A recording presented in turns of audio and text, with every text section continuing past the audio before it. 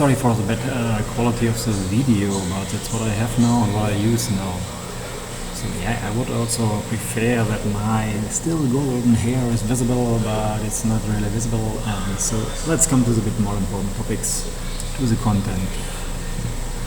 Religion and independence war 3.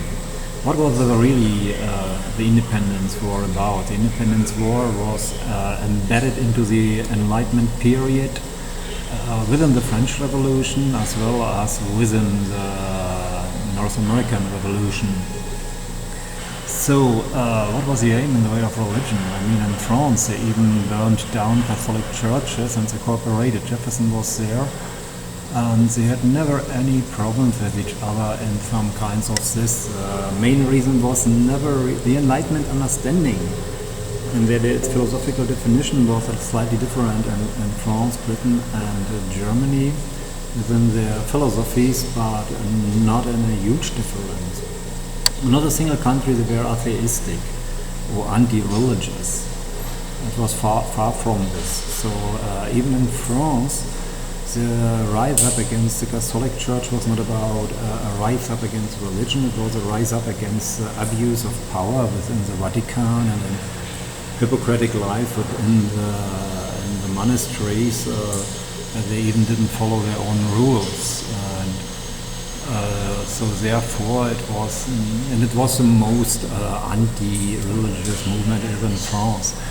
And in the United States, Jefferson, Madison, they had not really, they are known as Christians. Jefferson made the first national prayer for independence, and Madison, etc., followed in his footsteps, as well as Monroe.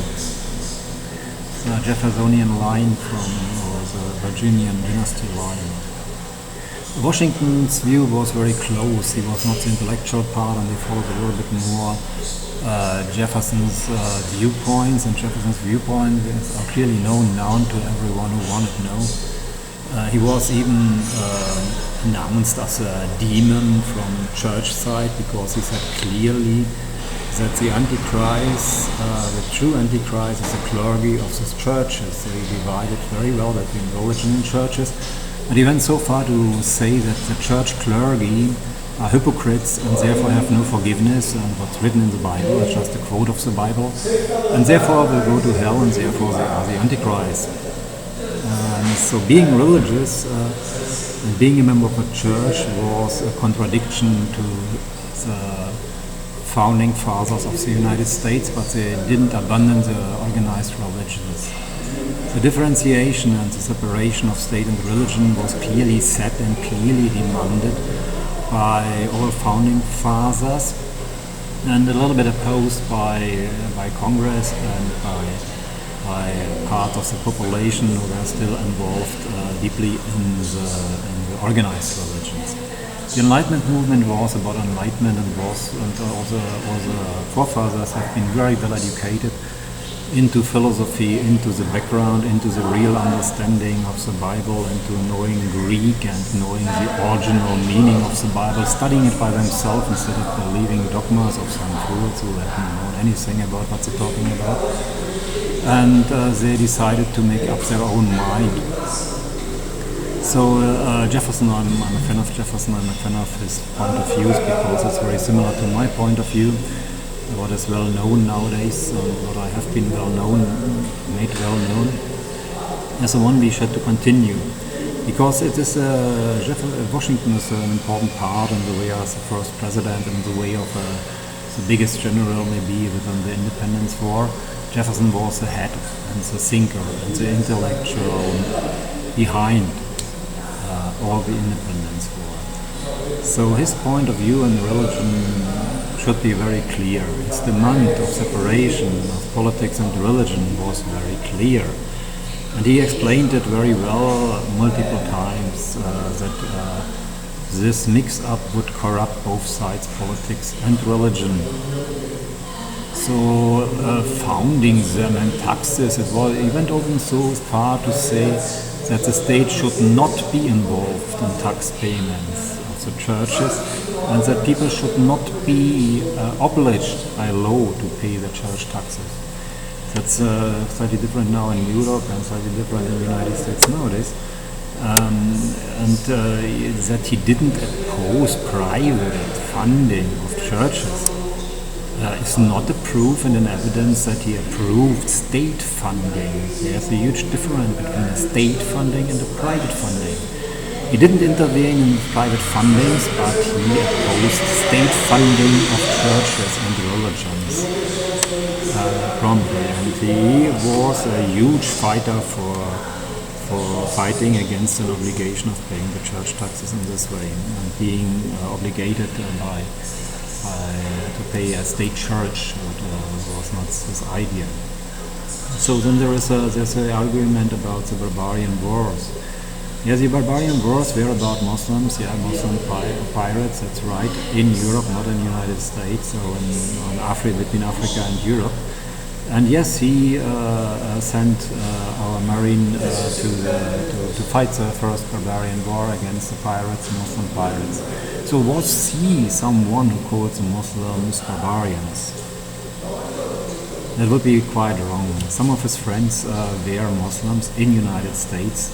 What is the difference between the ones he called barbarians and the ones he didn't call barbarians? It's very simple. It was on the one side about pirates who had slaves and were slave owners and kept people to enslave them, and the others behaved civilized and tried to find God and didn't engage in slavery. So he even opposed the slavery in his days, even he had slaves by his own, it's known nowadays, and he tried to release them, his second big love, and her former wife was his slave, but he deliberately lived with him and he shared her freedoms. So there is something like a contradiction and interpreted in it, but it's not really a contradiction because the way he went was far more behind the average development in its time. And he was the one who wanted to implement in the Independence Declaration the end of slavery, and it was abandoned because the majority of the Congress didn't want it in. So that he didn't abandon it in this seriousness like he should have done, maybe it's a bit overrated because he tried his best to reduce it or even to end it up. But it was not possible in his time. Lincoln did a bigger step in this way, but he didn't really do the final steps and the total end of the real slavery and discrimination and the racial views, because as we know it have continued until the 60s in the United States, but it's he did what he could do as well, Lincoln, and he could go a very big step, and he made a very important step towards it. Okay, so Jefferson even declared he was interpreted sometimes by his opposers, mainly Christian opposers, as a demonic, as a Satanist, a lot of bullshit, as they call everybody until nowadays, a demonic Satanist, who oppose them as a true satanic antichrist, what they really are, because hypocrites are up to the Bible, Matthew 23, the worst people of all, people who preach water and drink wine, who doesn't do what they preach, have no forgiveness at all. These are the words of Jesus, even still now foundable in the Bible. And 90% of the priests and pastors are hypocrites who have no forgiveness and will end up in hell, and that's a fact, but can be checked up easily. So going the way of enlightenment doesn't mean going the way to sponsor churches. No, it's going the way of religion, finding God by yourself, and not by churches, because that's a contradiction to true Christianity, and Christian churches are different because they interpret it in different ways. And that's even the question if Peter was also a betrayer of Jesus, not only because of the three denials, maybe not Judas, maybe Peter was the one who betrayed him and was the first Antichrist in the Vatican. But anyway, Jefferson made that part his own mind. He was called a deist later on. He was not a deist, but the deist ideas were very close to the idea of Jefferson. What are the deist ideas? The deist ideas is that everybody has, there are different ways, many ways to find God and to go to God.